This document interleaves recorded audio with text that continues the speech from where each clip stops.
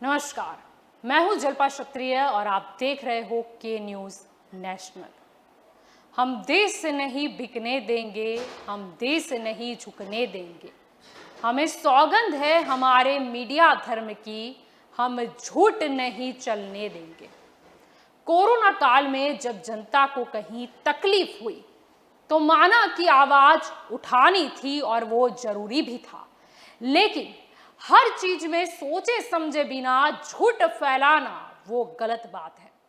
अब बात कुछ यूं है कि आजकल सोशल मीडिया और कुछ चुनिंदा मीडिया में नए संसद भवन के निर्माण को लेकर मुद्दा गरमाया हुआ है। प्रधानमंत्री नरेंद्र मोदी को ट्रोल किया जा रहा है और अशोभनीय शब्दों का प्रयोग किया जा रहा है। आखिरकार तकलीफ है क्या? अगर भारत देश को नया अति आधुनिक जो कि अब जरूरत है वो मिलने जा रहा है तो फिर उस पर विवाद क्यों? संसद भवन जिसे लोकशाही का मंदिर कहा जाता है, उसका विरोध। कोरोना वायरस के चलते सेंट्रल विस्टा प्रोजेक्ट पर रोक लगाने की मांग पर सुनवाई करने से सुप्रीम कोर्ट ने इनकार कर दिया है, पर फिर भी किया जा रहा है विरोध। माना कि कोरोना काल है, लेकिन इसका यह मतलब नहीं है कि सब कुछ बंद कर दो, सरकारी प्रोजेक्ट्स को बंद कर दो। प्रोजेक्ट जब भी बनता है तब समय से हिसाब से उसका पूरा रोड मैप तैयार किया जाता है, लागत भी तय होती है और अच्छे तरीके से और तय सीमा में उस प्रोजेक्ट को पूरा कर दिया जाता है, वरना उसकी लागत बढ़ जाती है या फिर समय बहुत ज्यादा टलता ही जाता है और कई बार तो कुछ प्रोजेक्ट का अर्थ भी नहीं रहता। यही बात नए संसद भवन के निर्माण पर भी लागू होती है कि जब फैसला ले लिया गया नया संसद बनाया जाए तो फिर विवाद क्यों? अब आपको यह भी बता दें कि मौजूदा संसद भवन को अंग्रेजों ने बनवाया था। 12 फरवरी 1921 को इसकी नींव रखी गई और 1927 में जाकर यह तैयार हुआ था। आप सोचिए कि कितने साल बीत गए, नींव रखी उस बात को 100 साल हो गए और तैयार हुआ उस बात को 93 साल हुए। अब सच में नए संसद भवन की आवश्यकता थी ही और है भी। बदलते जमाने के साथ इसे विश्व स्तरीय किया जाना है, क्योंकि इसमें सार्वजनिक सेवाओं, सुविधाओं और पार्किंग का अभाव है। बेतरतीब पार्किंग से भीड़ होती है और गलत छवि भी बनती है। तो जलाशयों और ग्रीनरी की देखभाल के लिए सेंट्रल विस्टा का फिर से निर्माण जरूरी है। और इस सब असुविधा के अलावा विश्व लेवल पर जब भारत आगे बढ़ रहा है तो पुराने संसद की वजह से भी शर्मनाक स्थिति उत्पन्न होती है। जैसे कि भारत में जब विदेशी प्रतिनिधि संसद की संयुक्त बैठक को संबोधित करते हैं तो केंद्रीय कक्ष में सदस्य के बैठने के लिए स्थान कम पड़ जाता है। विदेशी मेहमानों के बैठने का इंतजाम भी अक्सर अव्यवस्था का शिकार हो जाता है। पत्रकारों के बैठने का भी उचित इंतजाम नहीं हो पाता। तब बड़ी शर्मनाक स्थिति उत्पन्न हो जाती है जब मेहमान सीट पाने के लिए मशक्कत करते दिखाई पड़ते हैं, जबकि उन्हें इसका न्योता मिला होता है। अब जब आखिरकार इन सब असुविधाओं, दुविधा को देखते फैसले की बात चली है, तो आपको बता दूं कि नए संसद बनाने की बात कोई आजकल की नहीं है और न ही एक साल की ये बात है। बात नए संसद बनाने की 2010 में हुई थी। यहां तक कि ये बात भी सामने आई कि 2012 में पूर्व लोकसभा अध्यक्ष मीरा कुमार ने नए संसद भवन को मंजूरी दी थी, यानी कि कांग्रेस काल में मनमोहन सिंह की सरकार के समय पर। अब कांग्रेस काल में ही यह फैसला लिया गया है कि अब नए संसद भवन का निर्माण होना चाहिए, तो फिर अब कांग्रेस क्यों विरोध कर रही है और राहुल गांधी क्यों अब इसका विरोध कर रहे हैं? अब इसके लिए आपको कुछ गणित और चीजों को समझना पड़ेगा। अगर इसे समझा जाए तो 1947 में जब आजादी मिली थी तब भारत की जनसंख्या महज 34 करोड़ थी। साल 1951 में पहली बार जनगणना हुई तब जनसंख्या 36 करोड़ से कुछ अधिक हो चली थी और अभी की बात की जाए तो भारत की जनसंख्या लगभग 137 करोड़ है और जनसंख्या के साथ मतदाता भी बढ़े हैं। अब गणित समझा जाए तो 14 लाख मतदाता के सामने एक मेंबर ऑफ पार्लियामेंट होना चाहिए, तो उस हिसाब से सोचिए संख्या कितनी बढ़नी चाहिए। अगर गुजरात की बात करें तो अभी के मतदाताओं की संख्या के हिसाब से 33 मेंबर ऑफ पार्लियामेंट होने चाहिए, जबकि अभी सिर्फ 26 है। और अगर मेंबर ऑफ पार्लियामेंट बढ़ते हैं तो उनको बैठने की भी व्यवस्था करनी होगी। अब ये मुद्दा पहले भी उठाया जा चुका है। पूर्व राष्ट्रपति प्रणब मुखर्जी ने यह सवाल उठाया था कि आखिर कोई संसद कितने लोगों की आबादी का प्रतिनिधित्व कर सकता है, यानी कि आबादी जो बड़ी है पर मेंबर ऑफ पार्लियामेंट नहीं बढ़े, तो कोई भी जो संसद सभ्य है, जो मेंबर ऑफ पार्लियामेंट है, वो कितने लोगों की आवाज उठाए। उन्होंने, अगर ये पूरे वाक्य को देखा जाए तो इंडिया फाउंडेशन द्वारा आयोजित तृतीय अटल बिहारी वाजपेयी स्मृति व्याख्यान में उन्होंने कहा कि भारत में निर्वाचित प्रतिनिधियों को देखो तो मतदाताओं की संख्या उनके अनुपात में बहुत ज्यादा है। उनका कहना था कि लोकसभा की क्षमता के बारे में आखिर बार 1977 में संशोधन किया गया था, जो 1971 में हुई जनगणना पर आधारित था, और उस वक्त देश की आबादी केवल 55 करोड़ थी, लेकिन इसे अब 40 साल से अधिक का वक्त हो चुका है। उस वक्त के मुकाबले अब आबादी 2 गुने से भी ज्यादा बढ़ गई है, और इसी कारण अब परिसीमन पर लगी रोक को हटाने के बारे में सोचा जाना चाहिए।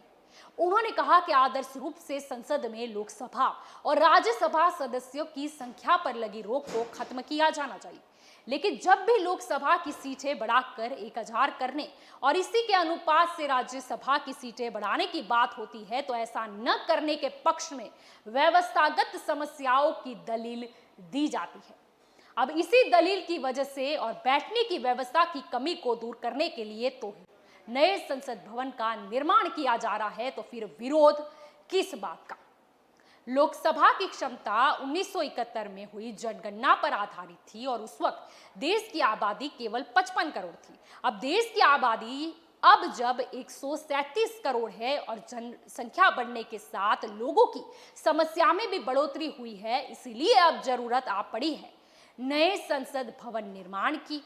अब जनसंख्या के हिसाब से मेंबर ऑफ पार्लियामेंट भी बढ़ेंगे, जिससे लोगों की समस्या, उनके विस्तार की समस्या के बारे में संसद में बात हो सकेगी। अब जनसंख्या बढ़ी है, जनप्रतिनिधि भी बढ़ाए जाएंगे, और उनके बैठने के लिए योग्य व्यवस्था तो होनी ही चाहिए।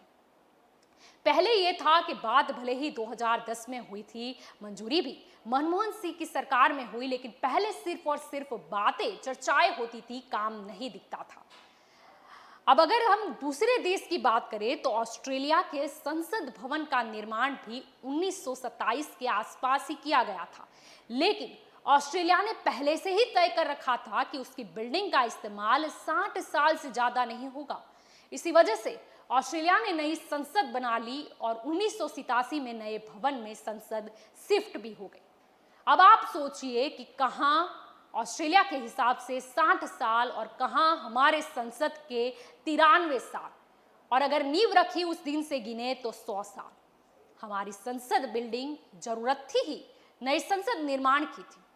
सिविल इंजीनियरों का भी मानना है कि संसद भवन जैसी इमारतों की उम्र 60 से 17 साल तक की होती है, लेकिन अब भारतीय संसद भवन अपनी उम्र के 93 साल में है। इस भवन के साथ मुसीबत यह है कि वक्त के साथ जैसे जैसे ये इमारत कमजोर हो रही है, वैसे वैसे इस पर बोझ बढ़ता जा रहा है। कई जगह इमारत के पत्थर सीलन की वजह से टूटने भी लगे हैं। तो सोचिए, जरूरत नहीं है नए संसद निर्माण की, और लोकशाही का देश है संसद, लोकशाही का मंदिर है। जनता के सवाल रखने वालों की संख्या अब बढ़ रही है, तो मांग उठती है कि नए संसद में सभी सुविधाएं हो और मेंबर ऑफ पार्लियामेंट जनता की समस्या को विशेष रूप से वहां पर प्रस्तुत कर पाए और उसका योग्य निराकरण भी लाए। आप समझते हैं कि विपक्ष क्यों विरोध कर रहा है। अब उन्हें डर है कि अगर मेंबर ऑफ पार्लियामेंट की संख्या बढ़ी तो उनका गणित के हिसाब से विपक्ष का वजूद भी नहीं बचेगा, और इसी डर की वजह से लोगों के साथ अन्याय हुआ। उनकी आवाज उठाने वाले मेंबर ऑफ पार्लियामेंट की संख्या, बैठने की व्यवस्था आदि कारणों को आगे करके कुछ नहीं किया गया, पर अब ये नहीं होगा। बात हमेशा से की आ रही थी कि मेंबर ऑफ पार्लियामेंट बढ़ने चाहिए, क्यों हम अभी भी 1971 में जो जनगणना हुई थी उस आधारित जो लोकसभा की क्षमता है उसी में सीमित रहे। पर तब हमेशा से बैठक की व्यवस्था, पुरानी इमारत है, योग्य व्यवस्था नहीं है, नई टेक्नोलॉजी नहीं है आदि कारण दिए गए, लेकिन कभी भी उसके निराकरण के बारे में विस्तृत से सोचा नहीं गया। आप सोचिए कि जिस कांग्रेस ने 2010 में पहली बार ये बातें जिसके काल में हुई थी 2012 में मंजूरी भी मिल गई थी, तो फिर अब विरोध क्यों? सिर्फ और सिर्फ के गणित के हिसाब से उनका विपक्ष का पद नहीं चला जाए, मेंबर ऑफ पार्लियामेंट बढ़ेंगे, उन्हें विश्वास नहीं है कि वो मेंबर ऑफ पार्लियामेंट बढ़ा पाएंगे खुद के, बस इसीलिए उन्हें जनता की समस्या नहीं दिखाई देती। चुनिंदा मीडिया को ध्यान में रखते हुए सोशल मीडिया को झूठी बातें वहां पर फैलाई जाती है, ट्रोल किया जा रहा है, और बात संसद भवन की थी लेकिन इसे कुछ और ही रूप दिया जा रहा है। अब इसी संसद को लेकर प्रधानमंत्री नरेंद्र मोदी को ट्रोल किया जा रहा है। अब सोचिए नरेंद्र मोदी यहाँ में कहाँ से आ गए? और जब तक बात है प्रधानमंत्री आवास की, तो वो प्रधानमंत्री का आवास है। सोशल मीडिया में क्यों नरेंद्र मोदी का घर, नरेंद्र मोदी का महल? अरे समझिए, नरेंद्र मोदी का घर नहीं बन रहा, प्रधानमंत्री के लिए आवास बन रहा है। जो भी भारत देश का आगे चल के प्रधानमंत्री हुआ वो वहां पर ही रहेगा। इसमें नरेंद्र मोदी कहां से आ गए? क्यों सिर्फ और सिर्फ झूठ? क्यों ये नहीं दिखाया जा रहा कि हम दूसरे देशों के मुकाबले किस कदर पीछे है? हमारा संसद की जो बिल्डिंग है वो पुराने जमाने की है, जिसमें कोई सुविधा नहीं है, वहां पर बैठने की दिक्कत है। और दिक्कत तो ऐसी होती है कि कई बार मेंबर ऑफ पार्लियामेंट को बालकनी में बैठना पड़ता है, जहां पर एक छोटा सा टेबल होता है, वो अपने डॉक्यूमेंट भी नहीं रख पाते। सोचिए, जब भारत देश आगे बढ़ रहा है, जब हम बात करते हैं विश्व के दूसरे देशों से मुकाबला करने की, उनके बराबरी पर पहुंचने की, तो क्या हमें आवश्यकता नहीं है नए संसद भवन की? कोरोना है माना, तकेदारी रखनी चाहिए, सावधानी बरतनी चाहिए, लेकिन क्या कोरोना करके सिर्फ हाथ पे हाथ धरे बैठे रहे? क्यों जो प्रोजेक्ट जिसे मंजूरी मिल गई है, और सुप्रीम कोर्ट की बात करें तो सुप्रीम कोर्ट ने भी इसकी सुनवाई पर जब रोक लगा दी है, तो फिर अब विरोध किस बात का है? और राहुल जी विरोध क्यों कर रहे हैं? जब अगर राहुल जी बहुत बड़ी सच्चाई के साथ बढ़ रहे हैं आगे, बहुत बड़ी बातें कर रहे हैं, प्रधानमंत्री को जैसे कि उनका घर बनने जा रहा हो इस तरीके की बातें फैला रहे हैं, तो प्रियंका जी उनका सरकारी जो बंगला है वो उसकी हकदार नहीं है, उसे खाली क्यों नहीं कर रही? सोचिए, हमें जैसे कि किसान आंदोलन अभी जो चल रहा है उसमें भी देखे गया कि पहले से बोला जा रहा था कि ये जो किसान बिल है उसमें नए हिसाब से सुधारे किए जाएंगे, नए चेंजेस किए जाएंगे, और ये बात कांग्रेस ही कर रही थी। लेकिन क्योंकि ये नरेंद्र मोदी के काल में बना है, इसीलिए इसका विरोध किया गया, और वो विरोध का नतीजा क्या हुआ वो तो आप और मैं भली भांति जानते हैं। अब यही चीज यहाँ पर है, कांग्रेस काल में जिसे मंजूरी मिल गई थी, अब उसी के निर्माण पर सवाल उठा रहे हैं। और ये बात भी समझ में नहीं आती कि क्यों इतनी हद तक लोग झूठ फैला देते हैं कि लोग फिर उसे उल्टी नजर से ही देखते हैं। आज हमने आपको पूरा गणित इसलिए समझाया कि आप सोचिए कि हमें कितने अपडेट होने की जरूरत है। हमें नए संसद की जरूरत है, क्योंकि हमें पार्लियामेंट में जो मेंबर ऑफ पार्लियामेंट बैठते हैं उनकी संख्या में बढ़ोतरी करनी है, ताकि हमारी आवाज को, आपके और मेरे आम जनता के सवालों को वो पार्लियामेंट में उठा सके। बात लोकशाही की है, लोकशाही के मंदिर पर ही आप देखिए कि किस तरह प्रश्न उठाए जा रहे हैं। और कोरोना काल में अगर देखे गए इसके निर्माण की बात है, तो कुछ असंगठित क्षेत्र के मजदूरों को इससे आमदनी भी हो रही है, तो उन्हें तकलीफ क्या है? क्या कोरोना कर करके क्या सब कुछ बंद कर दे? आप सोचिए कि जो प्रोजेक्ट कभी तैयार होता है तब तय होता है कि इतने समय तक इस प्रोजेक्ट को हमें पूरा करना है, इसकी ये लागत होगी वगैरह वगैरह। लेकिन अगर समय चलते और उससे रोड मैप के हिसाब से न चला जाए तो लागत में बढ़ोतरी हो जाती है और कभी कभी वो प्लान भी फ्लॉप हो जाता है। तो क्या आप चाहते हो कि नई संसद भवन के जो प्लान है वो ऐसे के ऐसे ही धरा रह जाए? पर ये जो कोई भी सोच रहा है ऐसा नहीं हो पाएगा। जब अब कदम एक और आगे बढ़ा दिया गया है, जब बात हुई है, तो फिर इसे पूरा करना ही होगा। पता नहीं क्यों हमेशा से सोशल मीडिया में राहुल गांधी जो है वो ट्वीट करके लोगों को भड़काते हैं। कुछ चुनिंदा मीडिया में भी यही सारी जो विपक्ष द्वारा फैलाई गई बात है उसी को लिखा जाता है, उसी को सुनाया जाता है और लोग इससे दुष्प्रेरित हो जाते हैं। और आप ये भी सोचिए कि नरेंद्र मोदी के नाम पर जब ये सोशल मीडिया में इतनी बयानबाजी हो रही है, पर उनके महल का सवाल नहीं है, सवाल है प्रधानमंत्री आवास का। संसद भवन जो बनने जा रहा है उसका एक हिस्सा आवास का भी है, तो वो प्रधानमंत्री का है। आगे जाके जो भी प्रधानमंत्री बने उसका आवास होगा आधिकारिक तौर पर, नहीं कि नरेंद्र मोदी का कोई पर्सनल बंगला बनने जा रहा है या महल बनने जा रहा है। तो समझिए, आप भी सोशल मीडिया में ये जो झूठी अफवाहें फैलती है उसका शिकार मत होइए। आपको वास्तविकता समझनी चाहिए कि नए संसद की जरूरत थी और पहले भी बातें होती थी।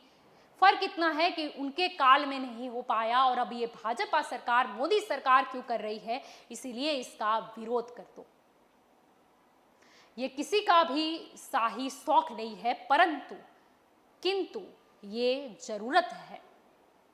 आधुनिक युग है, आधुनिकता वाला संसद भी चाहिए।